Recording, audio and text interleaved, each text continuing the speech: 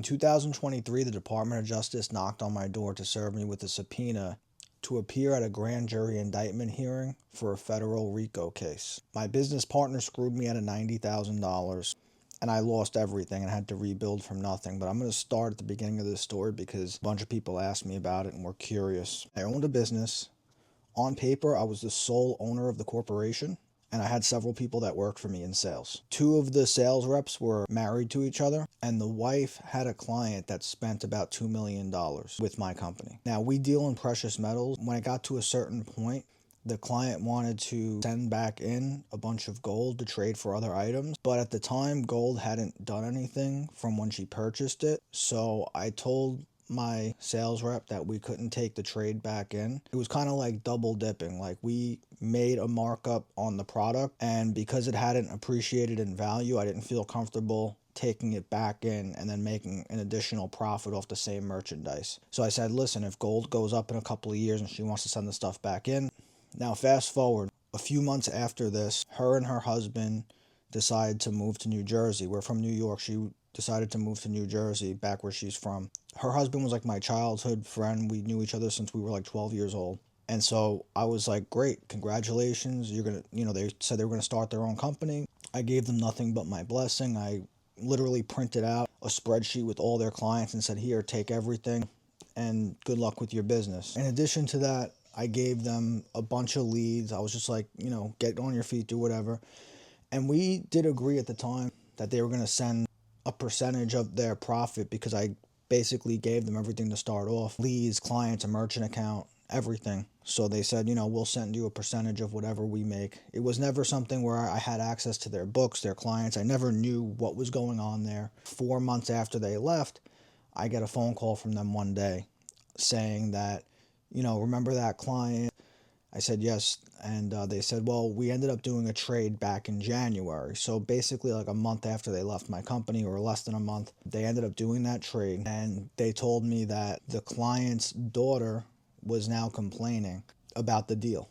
They wanted my advice on what they should do. And I told them flat out, just do whatever will make her happy. Ask her what she wants and do exactly that. Because if you don't do exactly that, you're going to get sued, or worse, you'll get a criminal complaint. Their concern was, they said, we didn't even make enough money on this deal. If we give her what she wants to be happy, we're actually going to lose money. And I said, listen, this is going to blow back on me if it becomes a problem. So I'll literally help you. I'll take money out of my pocket to help you get out of this situation, but do whatever she wants to feel whole. They decided to, instead of taking the advice that they called me for, they hired a lawyer in New Jersey, and the lawyer told them basically, don't speak to the client anymore. Don't speak to the daughter.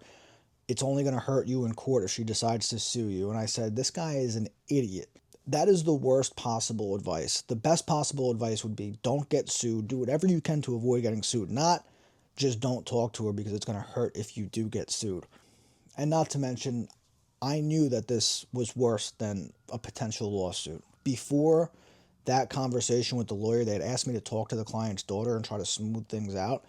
And there was really nothing to smooth out. She wanted X amount of money or extra gold to make the deal fair in her eyes. And I, after that conversation, told my friends, you should do this.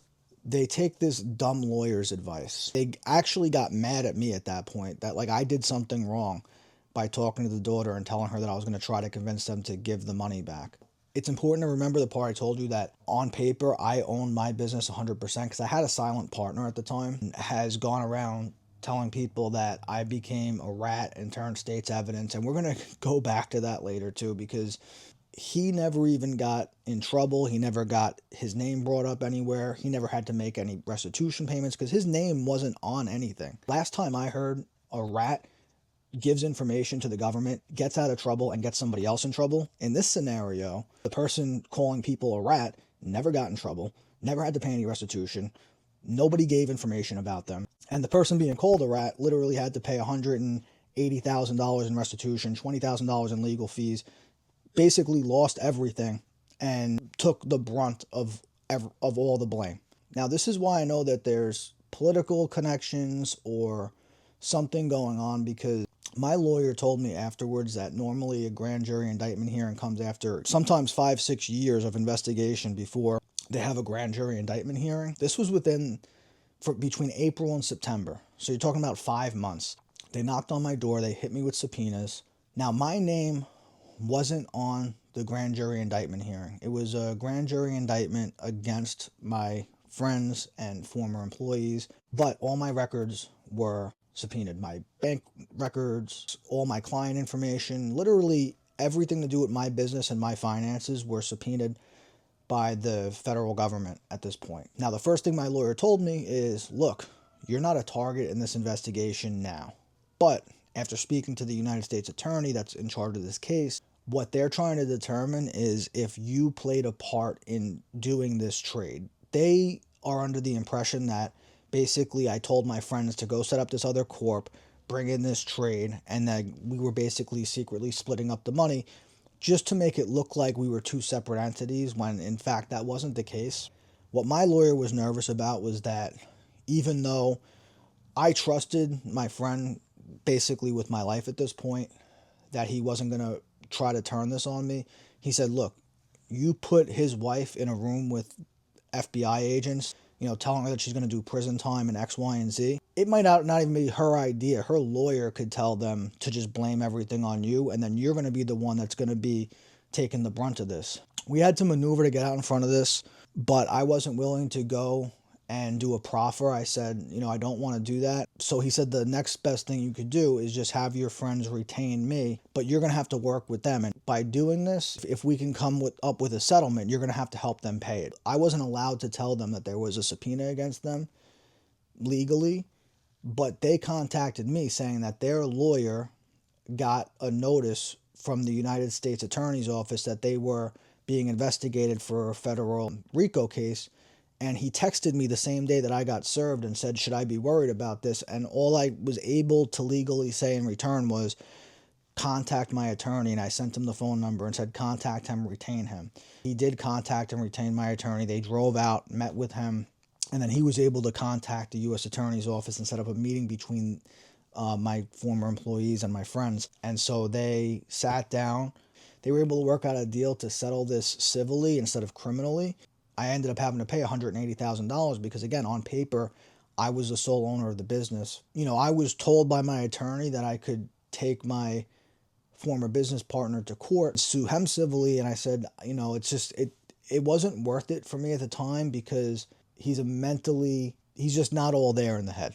Part of me thought that if I did that, I wouldn't even get paid because I just don't know if he has the money on the books. I know he's got the money. I just don't know if there's a way to prove that he's got the money. I think that there's legal maneuvers that he would jump through hoops to avoid paying after everything that I've been through with this guy. But here's the blessing that came out of it. There's a lot of blessings that came out of this. I look at this in a really positive way because first I learned not just to trust anybody. When it comes to business, I'll never have a silent partner again. If I'm partnering with somebody, everything's on paper. But I also learned a lot about myself because I've always been a very positive person. But it's very easy to be positive when everything's going right in your life. And I had so many blessings in my life leading up to this happening. I was making so much money. And it's not about the money. It's about the freedom that I had to just do whatever I wanted, whenever I wanted, at the drop of a hat. I had so many luxuries that were afforded to me because of the financial success I was having. Having this step back in this roller coaster, not only did it humble me, which I actually think I needed, but it also taught me a lesson about being responsible with money, respecting money. It also showed me that I had self-doubt about, all this positive stuff that I talk about. It's easy to say when things are going good, but how do you show up when life does not go the way you want it to go? And so, yeah, when the Department of Justice knocked on my door and handed me that subpoena, I was terrified. But within a few hours of prayer and meditation, I turned everything over to God. I said, this is going to be God, whatever God's will for me is what's going to play out in the end. And I even was at acceptance with, look, if I end up having to do prison time and I have to go away for a few years, they could take my money, they could take my business, they could take my house, my cars, my clothes, they could throw me in a box, throw me in a cage, take away my freedom, but they could never take away my relationship with my higher power. I'm grateful for what I went through, and now that I'm rebuilding my life, I'm so much more focused on what's really important to me. I'm so much better off than I was before this happened.